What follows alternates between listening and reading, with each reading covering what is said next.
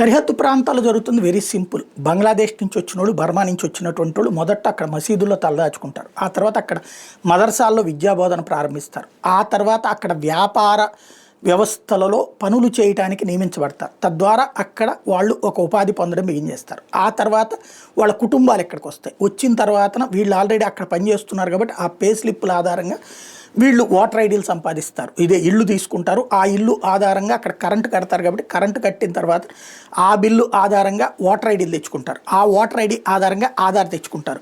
వీళ్ళకి ఆధార్ ఉన్నప్పుడు వీళ్ళ కుటుంబానికి ఆటోమేటిక్గా ఆధార్ వస్తుంది. ఇది ప్రస్తుతం బెంగాల్ కావచ్చు, ఈశాన్య రాష్ట్రాలు కావచ్చు జరుగుతున్నటువంటి ఇట్లాంటి వాటిలో ఇట్లాంటి వ్యవహారాలను నడిపేటటువంటి వాళ్ళని అప్పుడప్పుడు ఒక్కొక్కరు అరెస్ట్ చేస్తుంటారు. తాజాగా మనీ లాండరింగ్లో బంగ్లాదేశ్ నివాసి అహ్మద్ హుస్సేన్ అజాద్ అనేటటువంటి వాడు దొరికితే చెక్ చేస్తే అక్రమ వలసదారులకు నివాస గుర్తింపు కార్డులను ప్రింట్ చేస్తూ ఇస్తున్నారు. ఈ మధ్యన ఏమైపోయిందంటే మొదట్లో ఇట్లా నిదానంగా చేసుకొచ్చారు. ఈ మధ్యన కాస్త సీరియస్నెస్ పెరిగింది, తెలివితేటలు పెరిగినాయి. తెలివితేటలు పెరిగిపోయి అందులో భాగంగా వీళ్ళ చేతిలో ఉన్నటువంటి ఈ పనిని వాడేస్తున్నారు. ఏది ఇదివరకడికి మళ్ళీ అట్లా నిదానంగా వచ్చి ఇక్కడ కాకుండా డైరెక్ట్గా వచ్చినోడికి వీళ్ళు దొంగ కార్డులు ఇచ్చేస్తున్నటువంటి పరిస్థితి ఉంది.